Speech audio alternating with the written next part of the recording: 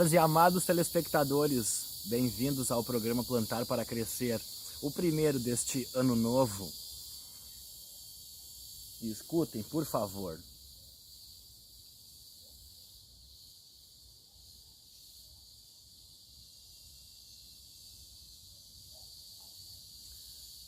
Agrofloresta.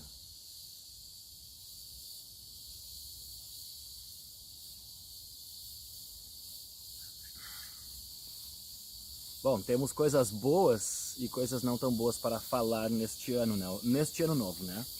A política, então, a coisa, né? A poeira está baixando, as coisas estão se organizando e isso é importante porque a gente sabe que a vida volta mesmo nesses primeiros dias do ano. A gente sabe que é férias, é 13º, para quem tem, né?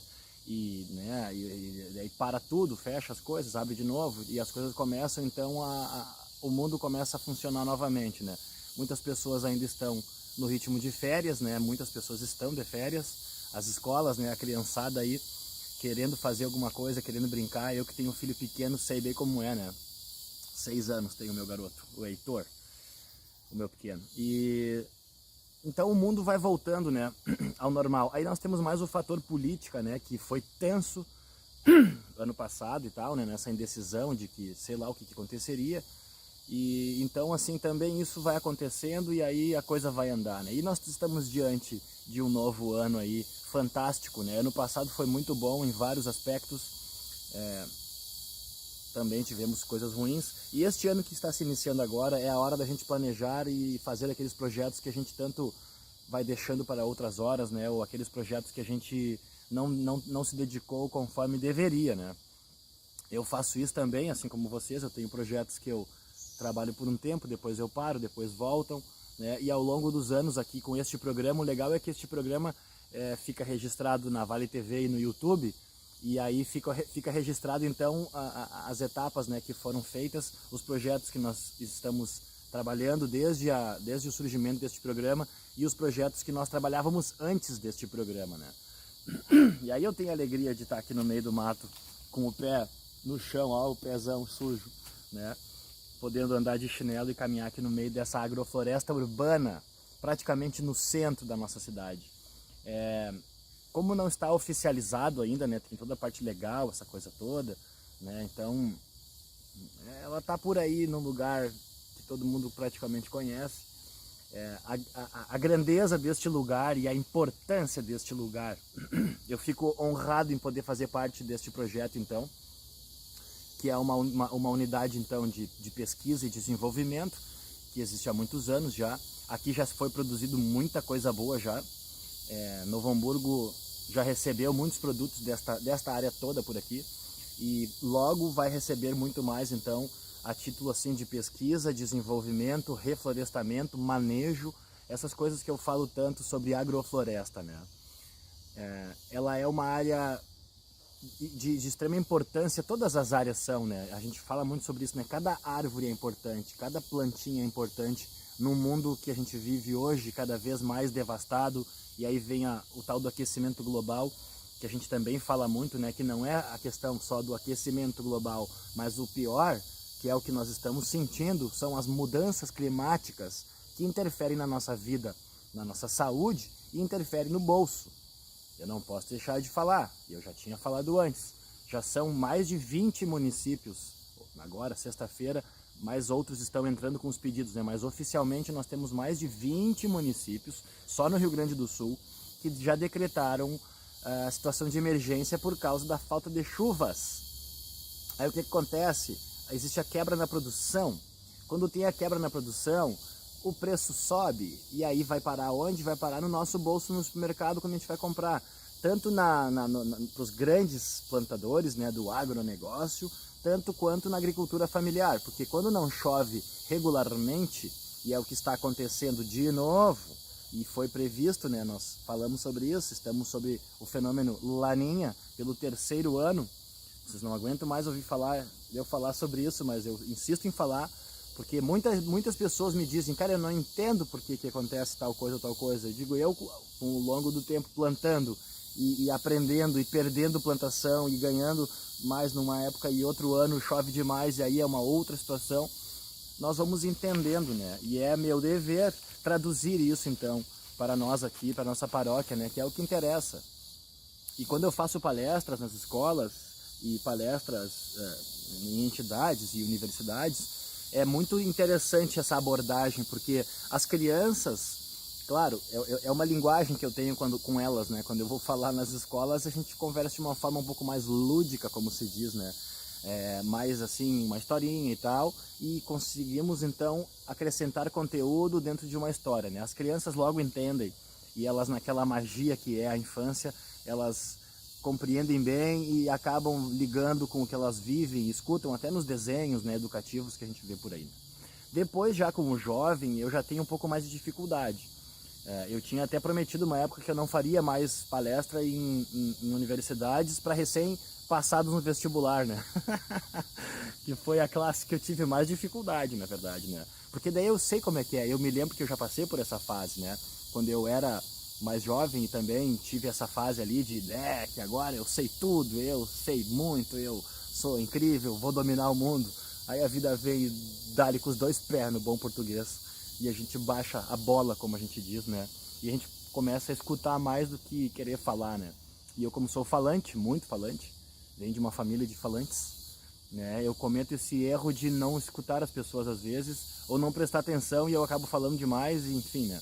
Bom, aí eu peguei os universitários, então, mas tive resultados interessantes, claro que sim, né? Toda a educação, ela é incrível, a educação, né? A pesquisa e a academia, né, as faculdades, universidades e a própria escola, né? Eu sempre digo também que eu fui um péssimo aluno, eu devia ter aproveitado melhor a escola, eu devia ter aprendido mais na escola, né? Mas aí a gente acaba, né, se rebelando contra nada, por nada, e aí perde esses momentos, né? Então, mas dá tempo de correr atrás. Aí eu venho, então, ironicamente, fazendo palestras nas escolas e universidades, e aí veio a pandemia e desde lá foi bem mais difícil. Conseguindo trazer esse conteúdo, então, e eu já vou chegar onde eu quero com vocês, que tem tanta paciência comigo, né? Nós temos o mundo ideal, que é aquela coisa, papapá, papapá, papapá. Se fosse assim, né, o mundo seria maravilhoso. Sim, a gente sabe. Mas o mundo real, ele é diferente. Então nós temos que construir uma realidade entre o mundo ideal e o mundo real. E não é fácil, né? Aí que vem o pulo do gato, né? E conforme a gente vai ficando mais velho e vai levando o paulado da vida e vai conseguindo concluir coisas e outras a gente não consegue, eu consigo hoje então falar para vocês que existe uma forma então de trabalharmos sobre isso.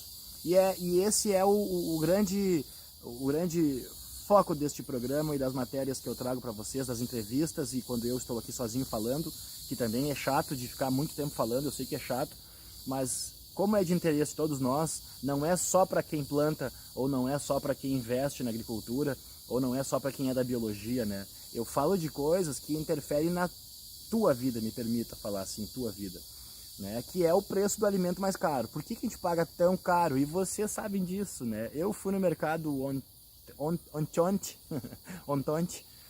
e com 50 pila, eu peguei assim, pouquíssimas coisas, e eu não sou de comprar lá a melhor coisa, ou, né, e papapá, eu pego as coisas básicas ali do dia a dia. Aí eu pesei uma laranja separadamente, deu 2 pila. Mas R$2 por uma laranja, claro, eu não sou mesquinho, não é isso, R$2 por uma laranja, depende do ponto que tu olha, é muito barato, né? Se tu vai pagar numa lata de refri, que faz mal, uma laranja por R$2 é barato. Mas como são coisas do nosso dia a dia, né? Então eu pensei, nossa, eu peguei uma cenoura, que eu não estou tendo produção de cenoura, né? Peguei uma cenoura também, deu R$1,98, assim, uma coisa assim, ou 2 e pouco. Uma cenoura robusta, assim, que o meu filhote adora comer, né? Então, infelizmente, como eu não estou tendo, né, a produção, e no dia que eu tinha que fazer compras, eu precisava fazer compras, não tinha a feirinha dos nossos agricultores, né? Que é sempre válido lembrar. Vem essa reflexão, né? E vamos de novo então, vamos lá. O que está acontecendo de novo, né? A alta dos alimentos. São várias influências, né? O dólar, que é sempre o principal, que eu me invoco com isso. Aí logo vem o preço dos combustíveis para as empresas, então, entregarem isso nos mercados, e os mercados transferem para cá, e vai para cá, vai para lá, vai para lá. E aí chega na prateleira do mercado, então, daí tem a perda, né? A perca, como eles falam na agricultura, tem a perda e a quebra, e isso também é colocado no preço, né? Bom, enfim, aí a gente vai lá comprar, então.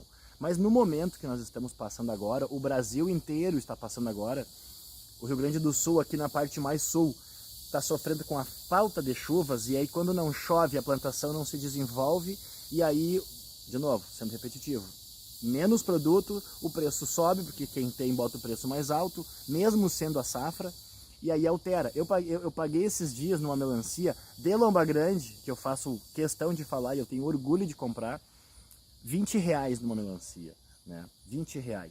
Então vamos lá, para quem está vendendo essa melancia do produtor que eu conheço, é muito bom praticar este preço, porque é uma melancia que foi produzida na nossa região, esse dinheiro, esses R$20, eles vão ficar na nossa região, boa parte disso, né? E isso vai ser reinvestido na nossa região. Agora, eu fui num mercado grande aí, que eu não vou falar o nome porque não vem ao caso, é um mercado grande que todo mundo conhece aqui em Novo Hamburgo, e eu vi 1/4 de melancia, né? Cortaram em 4 partes. Então era um pedaço de melancia por R$15. Eu pensei, não, aí não, né? Aí isso eu sei que é o dólar, que não sei o que é o frete, que é o custo Brasil, que não sei o que, mas aí eu pensei, pô, R$15, um pedaço de uma melancia que não estava tão boa quanto essa de Lomba Grande que eu comprei agora, indo para Tiradores lá com meu filho. No caminho lá tem um pessoal que eu conheço. R$20 por uma melancia de Novo Hamburgo é um baita do investimento. R$15 por um pedaço de uma melancia que veio de fora, que daí eu calculei, né? Eu digo, pô, então olha quanto é que eles estão cobrando pela melancia. Se cada pedaço custa 30, 15 reais, né? Não, né? Daí não. Bom, mas enfim, eu sei que é a praticidade, vai ali no mercado, pega, põe no carrinho, a gente paga por isso. Esse preço também está, isso está incluso no preço, né? A praticidade, que nem agora. Tô aqui no Novo Hamburgo. Eu quero agora pegar um alface, uma melancia, tomate e tal. Qualquer supermercado, todos eles, os grandes e os pequenininhos, eles têm. Vem de onde? Vem de fora. Então é a praticidade, vai ali, pega, leva para casa e pá, né? Se a gente consegue se programar, dá para ir nos dias da feirinha do agricultor e comprar deles. O preço é mais justo, a gente sabe disso. O produto é certificado por eles mesmos, né? Que tem esse controle de qualidade, que há muitos anos já é tradição em Novo Hamburgo, né? E aí a gente consegue então estar estimulando, né, o comércio local e fortalecendo a nossa economia. Então, abrindo o tema esse do custo, né, que a gente consegue praticar então entre o mundo real e o mundo ideal. Agora vem o fechamento do primeiro bloco, né? Eu estava falando antes no ensino, na agrofloresta, nos valores. Aí nós chegamos então no nosso dia a dia, né? Como é que a gente pode fazer, né, dentro da nossa casa, para viver então no mundo ideal, ou algumas coisas do mundo ideal, mas vivendo no mundo real, porque o mundo aí fora é cruel, a gente sabe que ele é cruel e ele é devastador. Com essas ações, pequenas ações, que a gente só precisa se programar, e eu sei que não é fácil, porque eu também não consigo sempre, né? A gente consegue se programar e praticar então essa aí de comprar do local, né? Sabendo disso, né? E aí vem o mais importante, muitas pessoas não se dão conta disso, e aí que eu vejo que na própria forma que nós estamos ensinando as nossas crianças e os nossos jovens, tem falhado muito isso, né? Explicar o que é agricultura local, o que significa, né, a preservação do meio ambiente, como é que dá para preservar o meio ambiente sem ser ecochato. Nada contra o ecochato, né? Porque tem o ecochato e tem aquele que destrói tudo, né? São dois extremos. De novo, nós temos que achar o caminho do meio. A gente sabe que se proibir tudo, a gente não consegue sair de casa. Agora, se também continuar derrubando mato e usando veneno e trabalhando e usando o caminhão, o mundo vai acabar. Tanto é que estamos aí colhendo os frutos que todos nós estamos, né, culpados nessa situação. Caiu um pedaço de estoca. Eu vou fazer um intervalo comercial, tomar uma aguinha e já volto.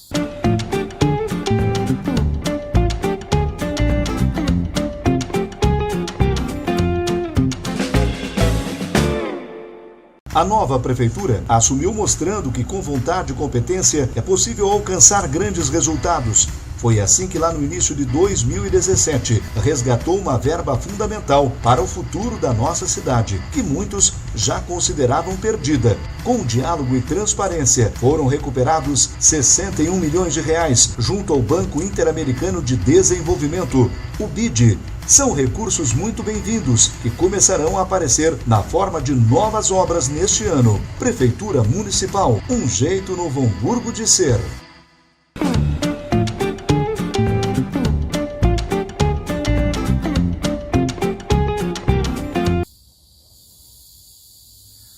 Talvez eu deveria mesmo era sair fora, né? Que nem eu faço às vezes, ó. Eu vou sair do quadro e vou deixar a natureza dar o recado.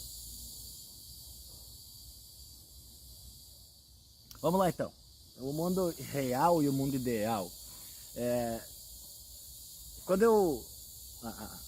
Há muitos anos atrás lá, vamos falar em 20 anos atrás aí, quando eu comecei a prestar mais atenção nisso, né? Na escola, não muito. Na preservação da natureza. Eu tinha uma professora, Leonilda, lá na Arroio do Sal, na escola, e ela falava muito sobre isso, e curiosamente, por sorte, eu escutava a aula dela. E ela falava então sobre o plantio direto. Me lembro quando eu ouvi falar a primeira vez sobre plantio direto, né, a erosão do solo, né, o desperdício de água, a utilização de veneno. Ela falava isso e eu né? Comecei assim, as primeiras vezes que essas palavras entraram para dentro da cabeça de palha. E aí, por sorte, nesta época então, nós já morávamos em um sítio. E a minha família, meu pai e minha mãe, todos nós, tínhamos horta orgânico, né? Usando só adubo natural, aquela coisa toda que eu falo sempre para vocês aqui, né? Usava muito água da chuva, ou água de poço, ou água dos açudes para fazer a rega. Então eu tive essa oportunidade de viver isto, né? E eu sou uma pessoa urbana, a minha família é de Novo Hamburgo, nasci no Hospital Geral, estudei na Cecília Meirelles, a vida, né, aquela parte toda ali, até os 11 anos mais ou menos, e eu tinha uma vida urbana, né? Morava numa casa no bairro Operário, uma casa normal, digamos assim, né, com pátio e tal, e andava então de skate, de roller, de bicicleta, ia no clube, tomar banho de piscina. E aí nós passávamos o verão na praia, né?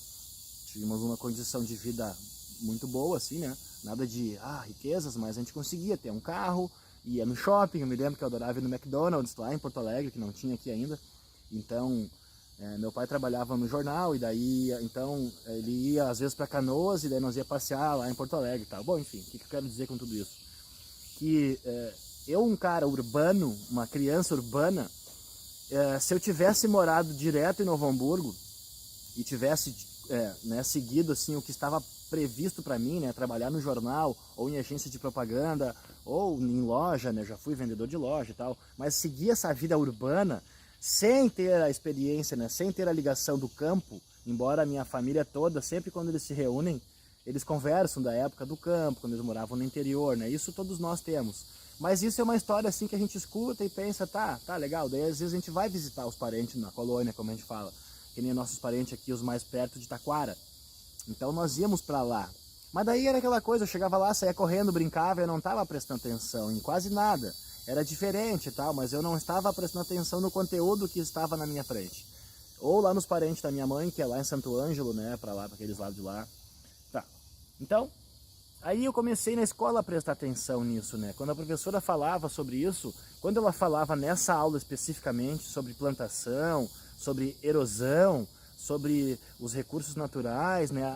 A floresta amazônica, que se falava já muito em Amazônia, né? O desmatamento, aí a mata ciliar, foram as primeiras vezes que eu ouvi isso. Daí eu ia para casa, chegava lá, tava lá na família, com o galinheiro, aí as galinhas lá, né, naquela vida delas, uma vida muito boa, era um galinheiro muito bonito, com sombreado, já era uma agrofloresta, um galinheiro agroflorestal. Aí veio o amor da minha vida, né, que vocês já sabem, né? E aí tinha então assim, uns pedaços de Mata Atlântica, que foram preservados, que já estavam lá quando nós chegamos, e entre elas, a família então fez as hortas e as plantações, plantação de milho, plantação de abacaxi, plantação de melancia, plantação de cana. Aí como minha mãe sempre soube muito mais da terra do que meu pai, né, o Aurélio, que é jornalista, mas ele sempre foi de outro, muito mais ligado a outro meio, e a minha mãe sempre foi muito mais ligada na agricultura pela família dela, né, e por vivência, e talvez se interessou mais lá atrás, sei lá. Nós começamos lá naquele sítio a entender que quando era plantado o milho do lado do matinho, que nem esse aqui que nós estamos gravando, do lado do mato, algumas carreiras de milho passavam bem perto do matinho. Esse milho se comportava de uma forma diferente daquele milho que ficava mais lá na ponta, pegando mais sol ou mais vento, né? Aí eu ia para a escola e aí escutava de novo a professora falando lá, né, das grandes monoculturas e tal. Começou a despertar em mim essa ideia. Eu digo, poxa, mas por que tem que produzir tanto desse jeito, né? Aí começam a vir as coisas do mundo que a gente sabe que precisa, né? São cada vez menos agricultores morando no campo e cada vez mais grandes empresas que investem nesse negócio, que eles não produzem alimentos, né? Eles produzem dinheiro. Daí eu comecei a entender, digo, mas então o agronegócio é diferente da agricultura, né? Mas eu demorei um tempo até entender isso. Isso que eu vivia no meio rural e estava prestando atenção um pouquinho na escola. Aí tá, beleza, o tempo passou, né? Aí eu comecei então a me interessar pelo assunto de verdade. Comecei a plantar árvores, que nós já plantávamos lá, né? Mas depois eu comecei a pesquisar mais, aí eu comecei a me apaixonar por isso. Queria, uma época, até fazer biologia, ou agronomia, na verdade, eu queria fazer. Agronomia, imagina, na URGS, imagina, eu não passo nem no psicotécnico lá.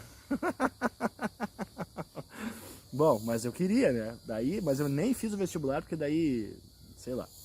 Mas eu fiz na UBRA, então, depois faculdade, né? E consegui estudar turismo lá, que era importante, porque na época nós tínhamos uma pousada com plantação em volta e coleta de água de chuva e tudo mais.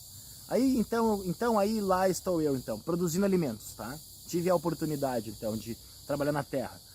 Eu trabalhar na terra, não mais a minha família. Eu comecei a fazer isso. E aí a coisa veio à tona. Então vamos lá para concluir e abrir bem o ano e falar desse projeto aqui da agrofloresta.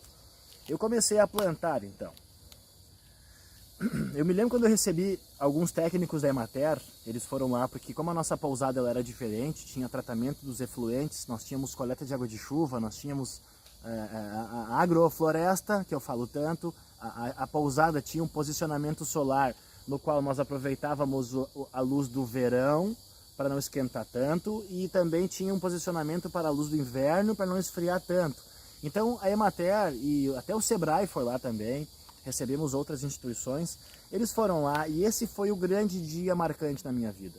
Um dos técnicos foi lá olhar uma plantação de tomate que eu tinha na época, que tinha assim, era um mato e bem embaixo assim, ó, tinha a plantação de tomate que ia de fora a fora.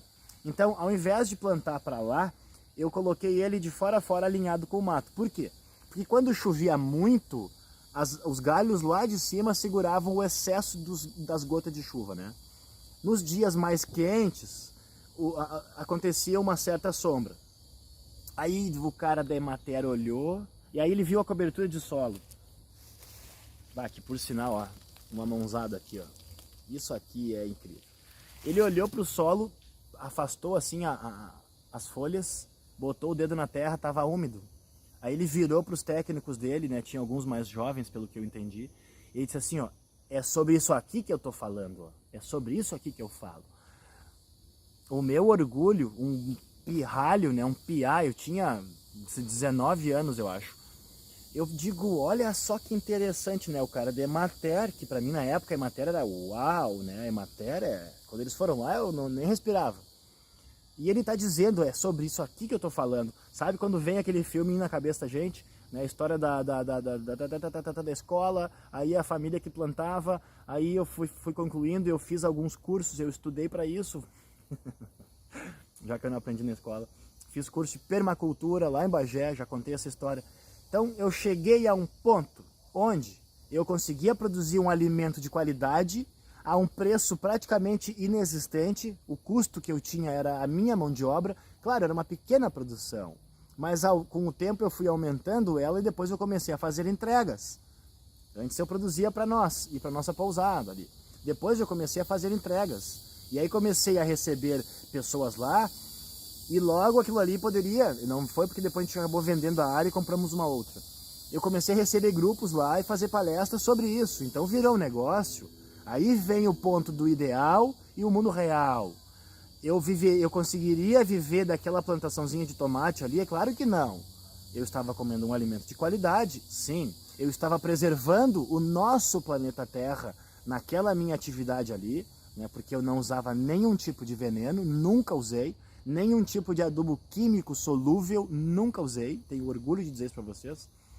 E eu tive uma produção ali apaixonante, da qual as pessoas iam ali então para olhar e dizer, ah, então é possível. Porque naquela época, eu já posso dizer isso, eu vejo os mais velhos falando, eu digo, ó, os velhos falando, eu já consigo dizer alguma coisa assim. Naquela época não se falava em agrofloresta assim como se fala hoje.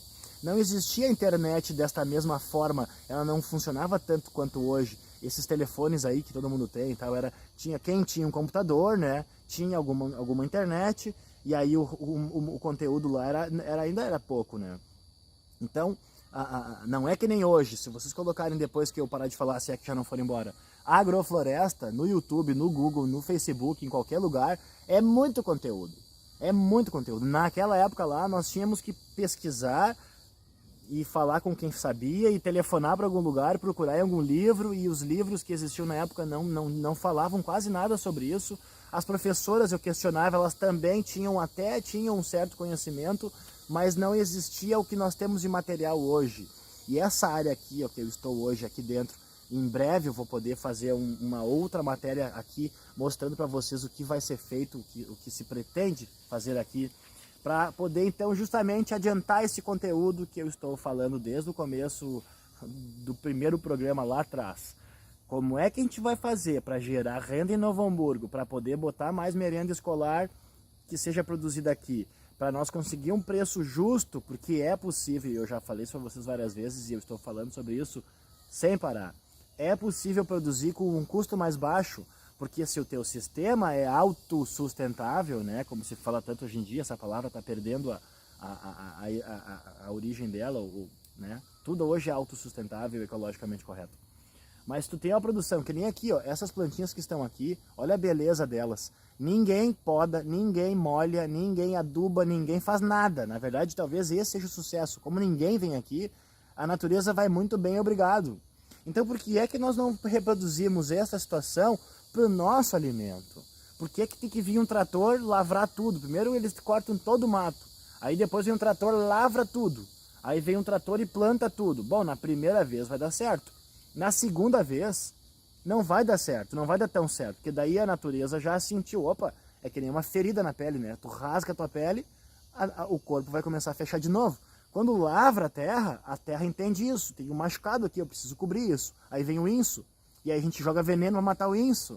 Aí o que acontece? Mata a minhoca vai embora, aí o solo para de circular ar, 15 centímetros mais ou menos, para de circular o ar, aí o solo compacta e fica duro, e aí ele baixa. Aí o que acontece? O trator passa por cima, lavrando de novo, tocando mais veneno. E aí virou uma esculhambação. É incrível, e aí cada vez custa mais caro. Por quê? Porque ele tem que botar mais adubo, o trator tem que fazer mais força, porque a terra fica mais pesada. Aí como não entra mais água, tem que botar mais água. E aí começa o custo. Ao contrário do que se propõe na agrofloresta. E não é ideologia, não é romantismo, que nem já me escreveram uma vez já, que era romantismo que eu estava falando. Eu estou falando de uma coisa que eu já vivi. Eu já trabalhei num sistema de cultivo convencional por um tempo. Eu fui contratado para fazer um serviço quando era mais jovem e logo eu corri.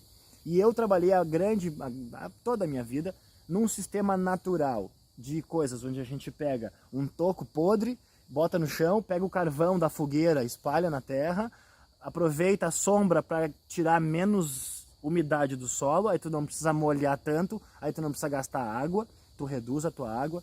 O tempo foi de novo, meu Deus do céu. Meus queridos, raros e amados telespectadores, agrofloresta, aí estamos nós. Um grande beijo, vamos lá, segue o baile.